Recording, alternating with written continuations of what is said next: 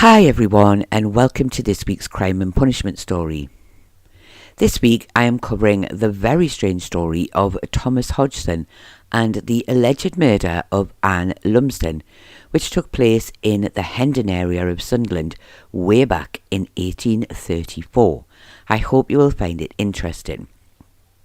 Sadly, the past lives of those involved in this week's story will be very basic, as there is not much information to find back in 1834. Thomas Hodgson was said to be around 45 years old in 1834, so would have been born in around 1789. His place of birth is unknown. He lived in Hendon in Sunderland and had previously been a mariner, but was currently the secretary of the Mariners' Society. He was married to a lady by the name of Anne.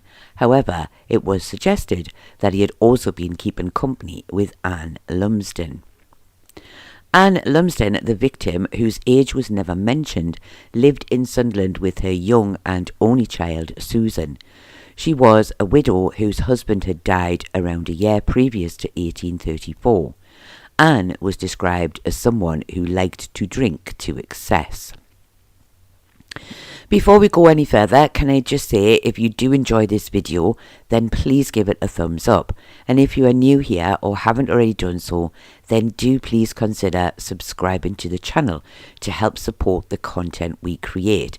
It really is very much appreciated. It is completely free to subscribe. It doesn't cost you any money, but it really does help to support the channel. And as always, I just want to add that I do record these stories live, so I do sometimes make mistakes, which I always try to rectify, so I hope this does not spoil your enjoyment of the video. On the afternoon of April 8, 1834, Ann Lumsdon sent a letter with her daughter Susan to Thomas Hodgson, asking him to meet her at the fish landing at 8 p.m. that night, and Thomas sent a reply stating that he would meet her at the engineer's house at 8:30 p.m. precisely. However, Thomas came to Anne's house instead at 8:30, and she left with him, and they walked together to the engineer's house. The following morning, a young boy found the body of a woman on the beach at Hendon. He quickly sent for help, and a mariner who came to help carry the body from the beach said the woman was Ann Lumsdon. Anne was then taken to the workhouse, and although she was already dead, a doctor and the police were sent for. Although it took some time to find out any details of the night prior to Anne's death, Thomas Hodgson was eventually arrested on the suspicion of causing her death. The inquest was held before Thomas had actually been arrested, so very little detail was given other than the fact that the jury had returned a verdict of guilty of willful murder against person or persons unknown. And after the inquest, a reward for information of £100, which in today's money would have been over £16,000, was offered for any information about Anne's death, which resulted in several people coming forward with the name of Thomas Hodgson. Thomas appeared before the magistrates in late April of 1834 at the Exchange Building in Sunderland. Henry Moore of Sunderland said he had seen a couple by the barrack wall on the night of April the 8th. He said this had been at around 10 minutes to 9. He noticed that the woman was wearing a mourning dress, and he said he had seen her face clearly. However, he did not say that he believed her to be Ann Lumsdon. He said he did not see the man's face at all. He saw them walk away a few minutes later, and he then lost sight of them. He said a week ago Thomas had come to see him in the Battery Yard and asked if he had been called as a witness, and he told him that he had. He said he did not discuss any more, but he said he told Thomas that he would tell the truth of anything he had seen that night.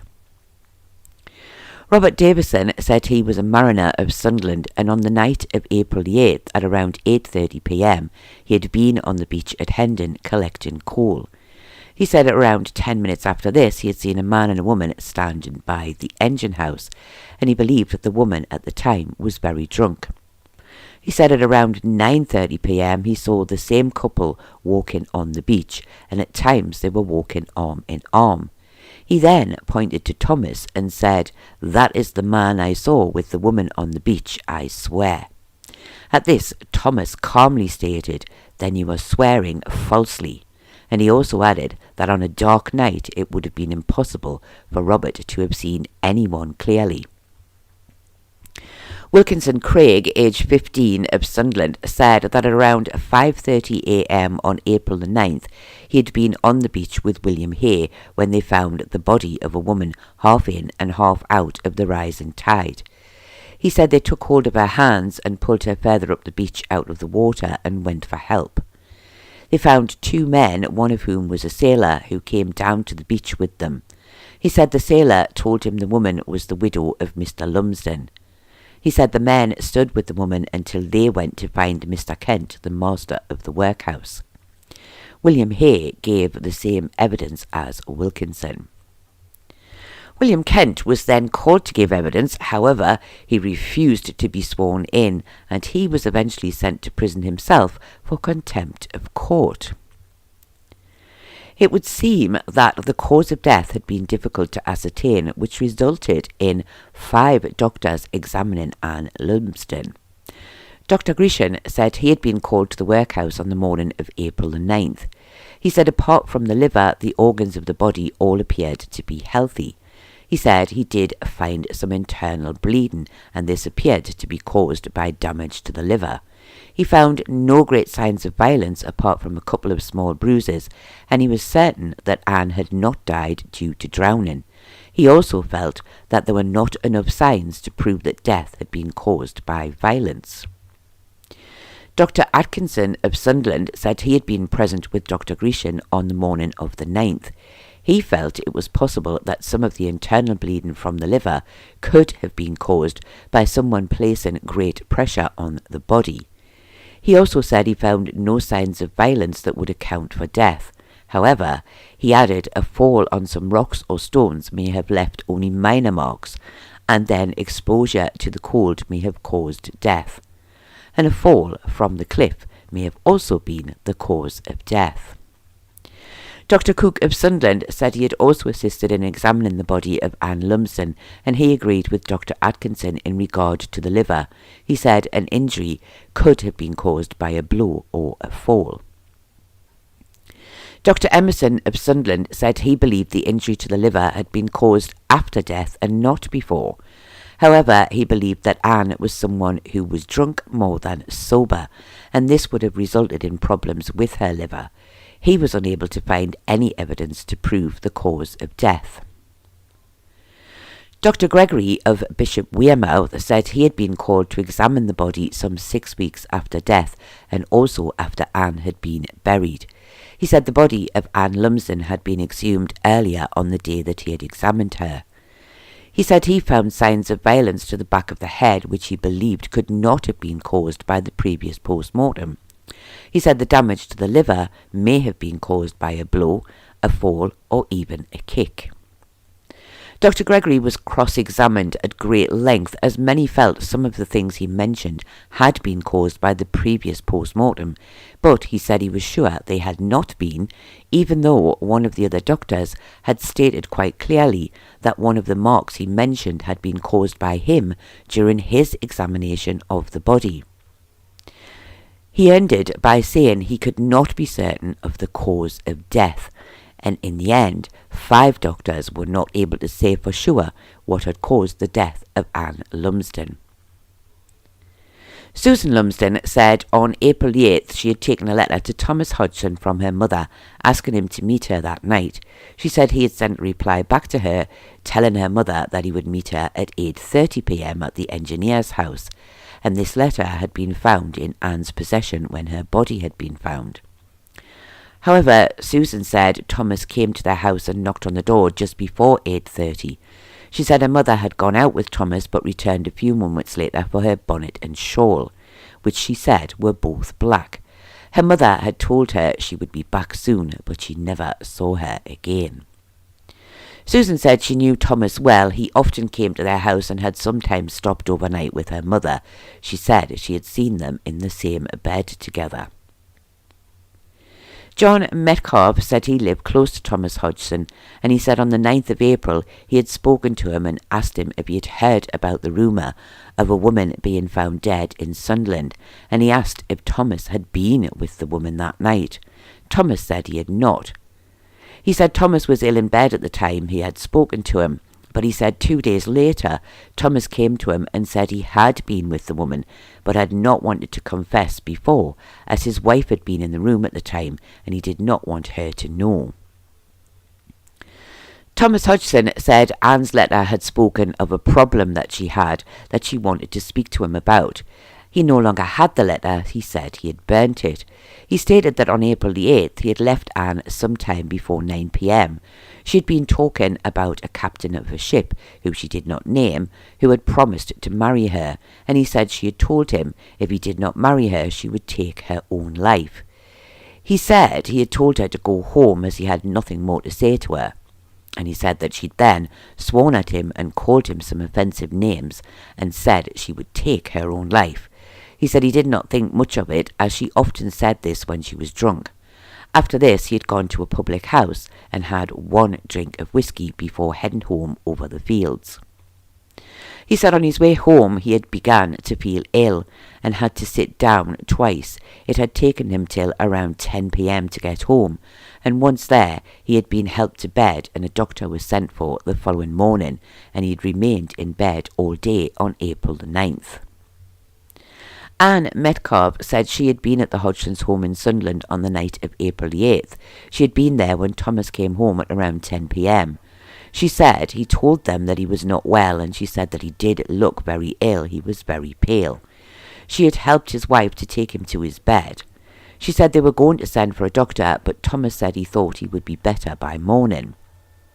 She said the following day she had been told that Ann Lumsdon had drowned on the beach at Hendon, and she had told Mrs. Hodgson, who had said she was sorry to hear it. She said she did not mention this to Thomas. No evidence was given from any of the police officers who had arrested Thomas or been to the workhouse to view the body, which was quite unusual. And no further evidence was given at the hearing, and the magistrates then committed Thomas for trial on a charge of wilful murder. When he was asked if he had anything further to say, he simply stated that he was entirely innocent of the charge and said that he hoped once he was placed on trial the jury would find him innocent. After this he was taken to Durham prison to await trial. Although I did not find any details of a funeral for Ann Lumsdon, it was clear that she had been buried, due to the fact that her body had been exhumed for further examination. It is still most likely, however, that this would have been a pauper's funeral. I did not find any evidence of a headstone for Ann Lumsdon anywhere in the area. The trial took place at Durham in August of 1834. The judge presiding over the case was not named. Thomas Hodgson pleaded not guilty to the charge. The evidence at the trial was almost entirely the same as at the earlier magistrate's hearing, so I will only include any new information. Mr. William Kent, the keeper of the workhouse at Sunderland, was now able to give evidence. He stated that he had been called to the beach by 2 young boys who said they had found the body of a woman, and with the help of 3 other men they had carried Ann back to the workhouse, where they had awaited the arrival of a doctor and the police. He said a small pocketbook had been found in her possession, and this had contained the letter from Thomas Hodgson discussing meeting her the previous night. He said he himself had found this book and letter and had passed them on to the police officer. He said he had been present when the post-mortem had taken place. However, he stated quite clearly that he was not able to comment on the cause of death. Thomas Davison, harbour master of Sunderland, said where Ann's body had been found was an unusual place for anyone to be washed ashore. It was more likely that she had been placed there or had fallen from the cliff. 2 further witnesses, Thomas Boyd and Thomas Campbell, gave similar evidence to Thomas Davison. Susan Lumsdon said her mother had been wearing a black hat and shawl when she had gone out on the night of April the 8th, and she also believed she had been wearing a lilac dress. Robert Davison gave the same evidence as he had done at the magistrate's hearing. However, he was asked if he had known of the £100 reward when he had come forward to state what he had seen, and that he had seen Thomas with Anne later than 9 p.m. He stated that he had not known about it. He actually said he was unable to read, so would not have understood the posters discussing the reward. He said he was sure the prisoner was the man he had seen that night. He had a sandy-coloured beard, and it was then noted that Thomas had a very dark-coloured beard. Robert ended by saying he had not given evidence just to gain money. He was quite sure he could get work on a ship after the trial without problem and did not need the money. Several witnesses gave evidence to having seen Thomas earlier in the night, including Jane Hunter, landlady of a public house at Long Bank. She spoke of Thomas calling for a drink and leaving, and the other witnesses, also landlords and landladies of various public houses, all said a similar thing, and all said he had not returned after 8:30 p.m. on the night of the 8th of April, and they all also said that he appeared to be in good health at the time. William Hanford of Sunderland said he lived close to Thomas Hodgson. He said on the morning of April the 9th he had seen Thomas at around 7:30 a.m. near to Church Street. He said he spoke to him, but Thomas turned his head away and did not reply. He was walking in the direction of Sunderland town and did not appear to him to be in ill health. Robert Jackson said he had also seen Thomas in Church Street at around 7:30 a.m. on the morning of April the 9th. He said he was walking towards him on the road. He said he was well dressed and looked to be in very good health. However, it seems he was not completely sure it had been Thomas and seemed to be unsure of what he was saying, and the judge clearly did not believe what he was saying, stating, "How can we be sure what you say is the truth?" Alexander Barron said on the night of April the 8th he had been near to the rope walk in Sunderland when he had heard a woman shout, "Are you going to murder me?" He said he then heard a scream and a woman cry out murder. He said he went to the area where he had heard the cries but found nothing. And when asked, he stated it was actually quite common to hear people cry out murder in this area. His evidence, it seems, was rather pointless in the end. Anne Metcalf said she'd been sent to get the doctor on April 9th at around 7 a.m. and the doctor was for Thomas Hodgson. She said she did not know what time the doctor arrived or if Thomas had gone out after he had been, as she could not say from her room, but the doctor had returned later that morning and Thomas had been in the house at that time. Dr. Thompson of Sunderland said he had been called to see Thomas on the morning of April the 9th. He said he had arrived not long after 7:30 a.m. Thomas was very ill. He said he had treated him and returned again at 11 a.m. He said Thomas was still in bed then and he felt it was very unlikely that he had been able to go out and walk to Church Street. He was too ill to do so. In fact, he said he would have been lucky to be able to walk to the front door, let alone to a street a great distance away from his home. Ann Hodgson, wife of Thomas, said he had been ill when he came in at 10 p.m. on the night of April the 8th. She said she had wanted to send for the doctor then, but Thomas said no, as he thought he would be better by morning. She also spoke of John Metcalf asking her husband if he had been with another woman on April the 8th, and she said Thomas had said he had not been. However, she now knew this had not been true.